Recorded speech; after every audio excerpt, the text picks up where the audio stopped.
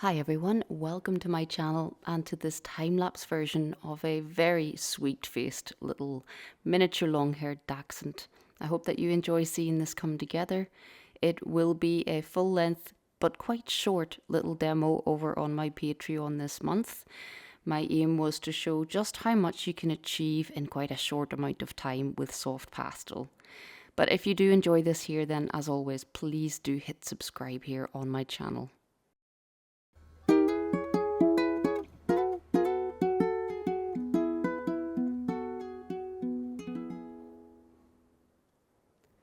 So yet again, I am making use of the Canson velvet paper. I'm using the golden beige colour, so quite a sandy sort of colour of paper, very similar to other brands that I would often use for pet portraits.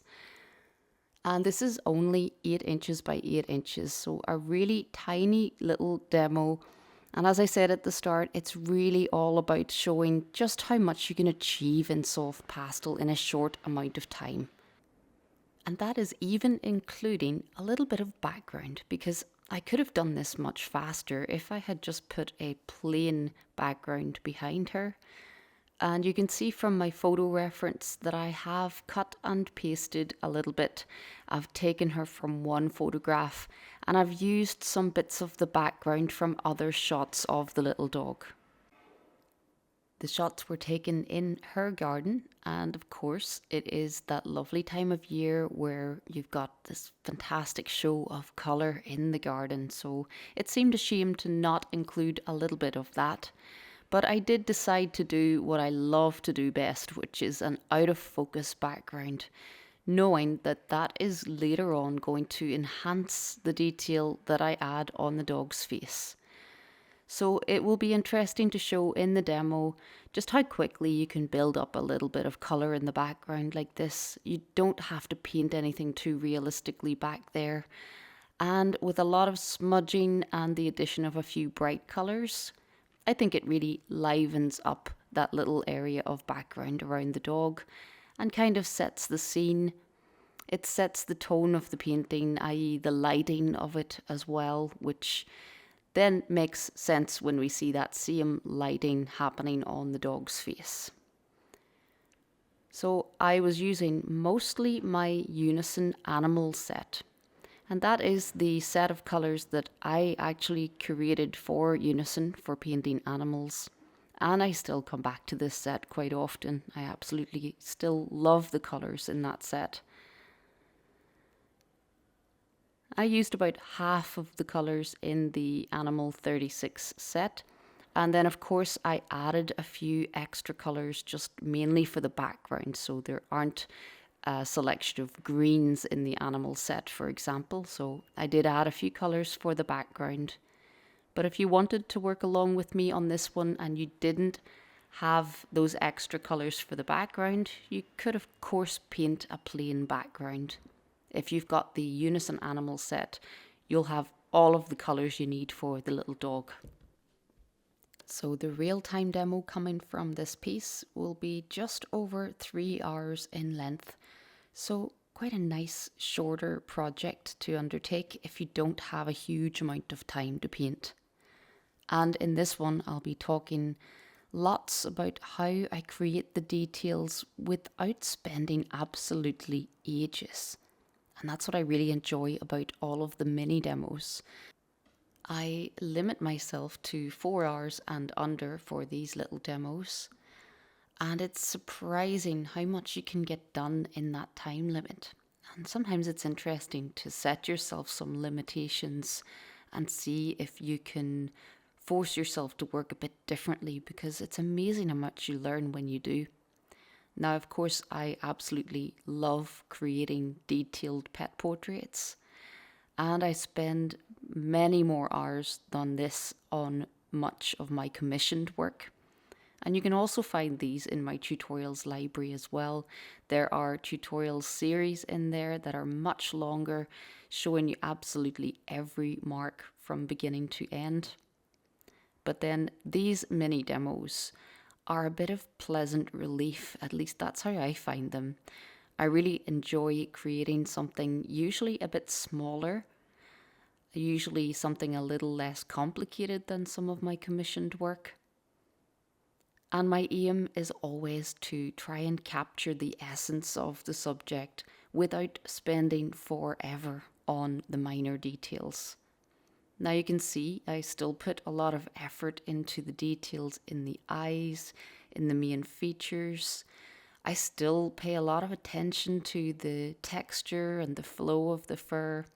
So I'm not really cutting corners as such, but I'm more or less making use of some of my best little tricks to create the illusion of detail elsewhere.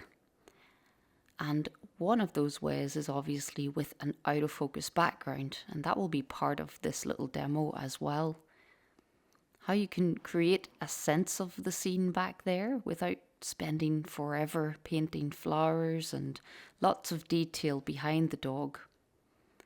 And in actual fact, what I tend to find with these out of focus backgrounds is that it just enhances the detail even more in your main subject.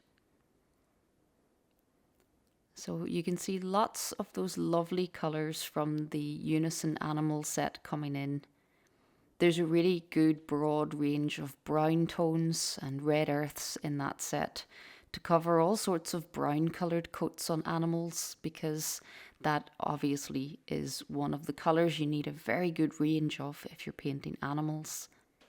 And I put that set together with all sorts of pets in mind, so not just dogs, but cats, horses, all of the different types of pet portraits that I have painted over the years.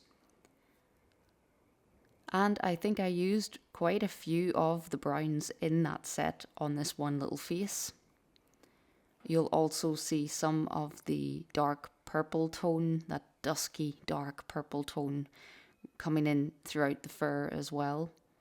And of course that brings a little bit of our purple flower from the background into the fur of the dog.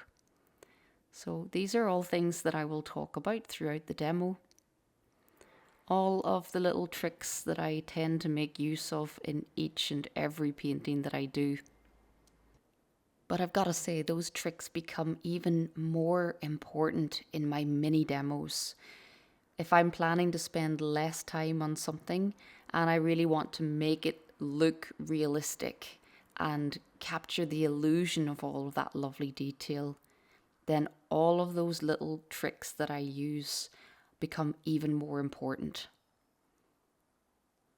So this is what I'll share with you in the real-time demo, but I hope that you do enjoy seeing these come together in time-lapse here on YouTube. Everything that I paint for longer tutorials gets turned into a time-lapse here on my YouTube channel as well. And I know that that's not everyone's cup of tea. A lot of you are looking for the more detailed and descriptive kind of tutorials to help you out. For me, the time lapses are really just a bit of fun, and I really enjoy making these and giving you a brief overview of what this project looks like being built up from beginning to end. But of course, if you are searching for longer tutorials, do have a look around my playlists here on YouTube, because I actually do release quite a lot of real-time tutorials here as well. There are many full-length tutorials available in all sorts of different subject matter. So my channel is not entirely just time lapses. And I really must think of another little demo that I can do soon for YouTube. Of course, with this being how I make my living, the majority of my tutorials are available over on Patreon. And I really appreciate the support of my patrons, because it's their support that allows me to create these videos and to update my equipment to be able to do a good job of this. But I also appreciate you guys very much here on YouTube as well. You've got me up and over 50,000 subscribers, which I never thought possible. So of course I try to reward you here as well with as much real-time footage as possible.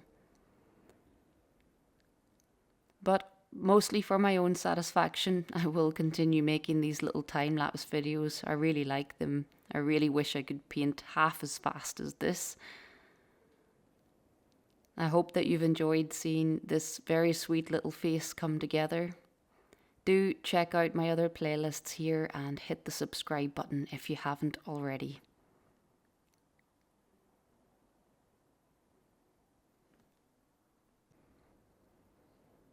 And just adding the finishing touches on this sweet little face.